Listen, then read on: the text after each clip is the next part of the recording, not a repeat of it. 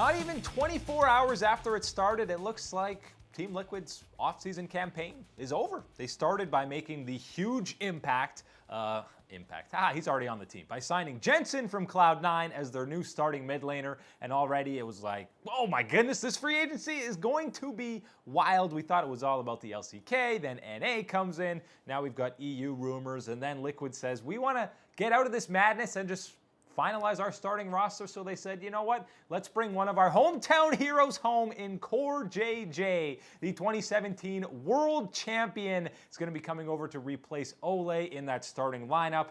And most people knew when Ole wasn't present in the introduction video for Jensen, when all the other Team Liquid members were, there was a good chance he would not be returning in 2019. And it looks like that's exactly the case, and less than 24 hours after free agency has happened, Liquid has already put together a powerhouse roster that should not only be the favorites to take home the third straight LCS title for them, because, I mean, this team already won back-to-back domestic titles, and then you add Jensen, who was the all-pro mid laner from the summer split, and a world champion in CoreJJ, also a former Dignitas player, got to shout him out every single time.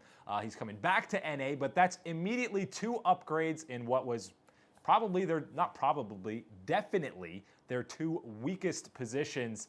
On paper, this team looks absolutely terrifying, and the rest of North America should be terrified to go up against them, but we got to pump the brakes a little bit before we already declare that they should get at least to semifinals at Worlds. Adding two new players, you still have to, it's a whole bunch more synergy that you have to work on. And keep in mind, Pobelter and Ole, this team already had so much inherent synergy. All four of them had played together in some degree besides Impact when this original Liquid roster was formed. You had Ole, Xmithie, and Pobelter who had played together, and then Doublelift had played with Xmithie and Pobelter as well. So now you're breaking that up because Jensen hasn't played with anyone but Impact. CoreJJ obviously has not played with anyone on this roster. And then, of course, returning synergy from Doublelift, Xmithie, and Impact. But it might take a little bit for synergy to redevelop for this squad. So they're not going to go undefeated throughout the NA LCS and the playoffs, and then all of a sudden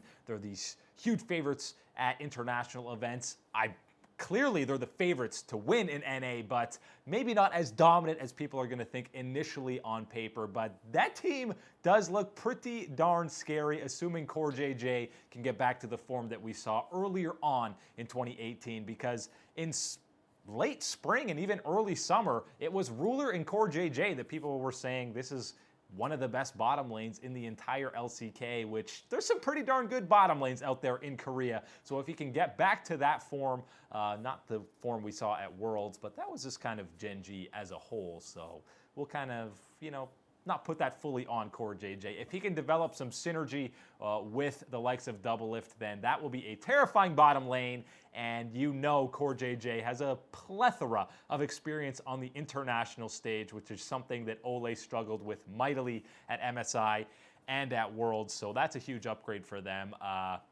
Boy, Steve didn't waste any time spending money. He's even tweeting about he already reached his MasterCard limit here. You definitely did, because I'm sure CoreJJ was a pretty penny, and to convince Cloud9 to send Jensen your way would have cost quite a bit of cash as well. So I'm thinking they're tapped out. That looks like that's going to be their starting lineup. I can't see them changing Impact when he just became a resident, Xmithie or Doublelift, because Xmithie and Doublelift, you're looking at the best jungler and the best AD carry from 2018 summer. Impact is the universal play whatever you need from him in that top lane. Jensen, the all-pro best mid laner from the summer split, and CoreJJ is a world champion again and was part of one of, if not the best, bottom lane in the LCK for the majority of 2018. So on paper, your top, three at worst in every position, with pretty much everyone except for top being top two, the majority top one.